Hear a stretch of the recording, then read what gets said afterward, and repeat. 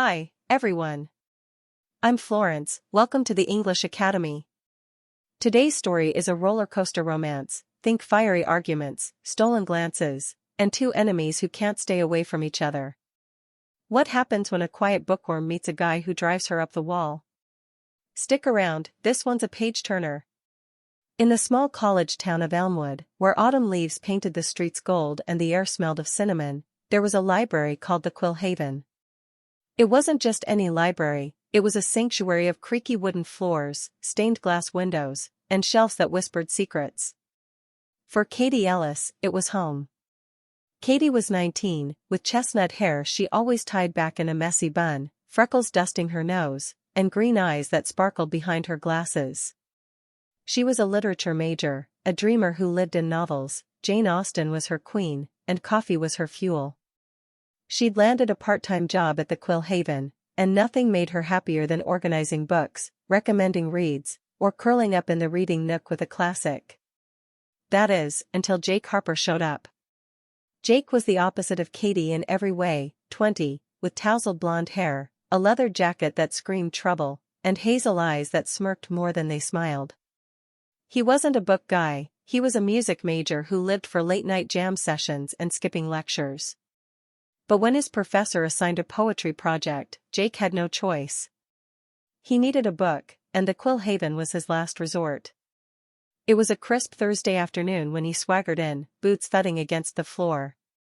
Katie was behind the desk, nose deep in Wuthering Heights, when his shadow fell over her.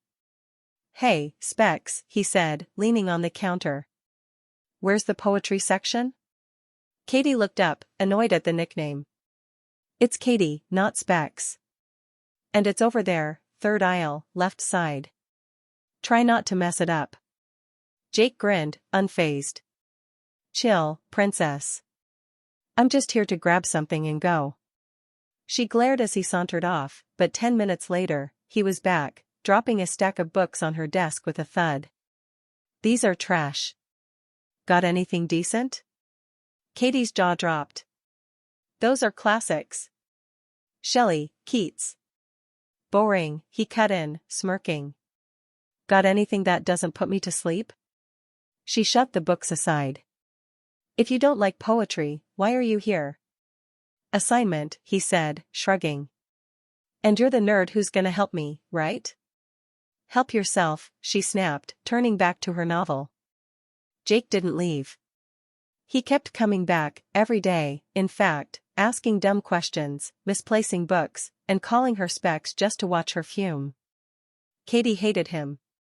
He was loud, rude, and had zero respect for literature.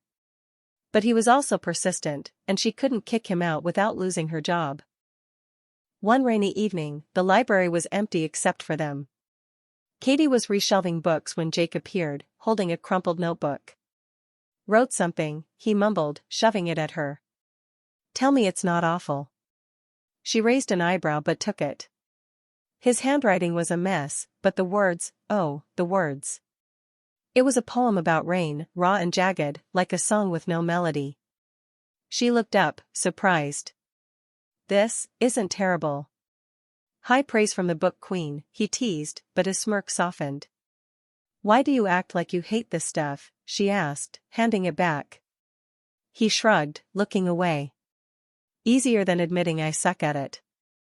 Katie softened too. "You don't suck. You just need practice." That night, something shifted. She started helping him, grudgingly at first, reading him poems, explaining rhythms, watching him scribble in that notebook. He'd mock her nerdiness, she'd call him a slacker, but the air buzzed with something new. Tension. Chemistry. Days turned into weeks, and Jake stopped being just a pest. He'd bring her coffee, black, no sugar, exactly how she liked it, saying, "Don't get used to it, Specs." She'd find him doodling lyrics in the margins of library books, and instead of yelling, she'd smile. He'd linger after hours, sprawled in the reading nook, listening as she read aloud from Pride and Prejudice. One night, under the glow of a flickering lamp, he said, "You're not as annoying as I thought." She laughed. "You're still a jerk, but I guess you're growing on me." He leaned closer, hazel eyes locked on hers. Good. 'Cause I kinda like fighting with you. Her heart thudded. Me too. The first kiss happened on a snowy December evening. They'd been arguing, again, about some book he'd tossed aside. She'd shoved him, he'd grabbed her wrist, and suddenly their lips crashed together, all fire and frost. He tasted like peppermint gum, and she felt dizzy, alive. When they pulled apart, he grinned. Told you I'd win. Shut up, she said, kissing him again. From then on, they were inseparable.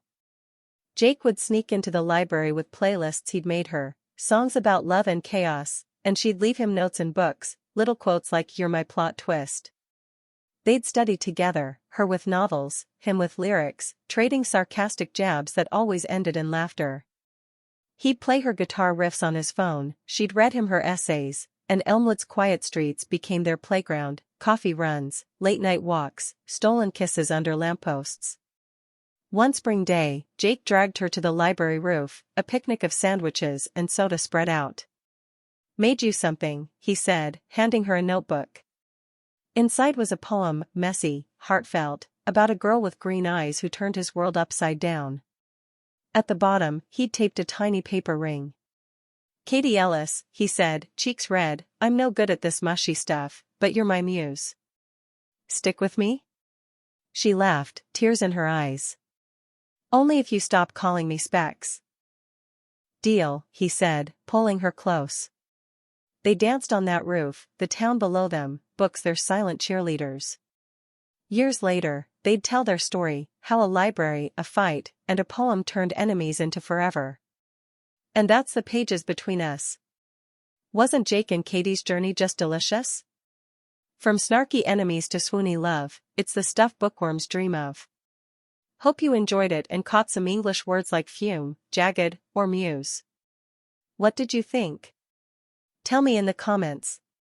If this warmed your heart, hit that like button, subscribe to the English Academy, and ring the bell. More romance and English goodies are coming.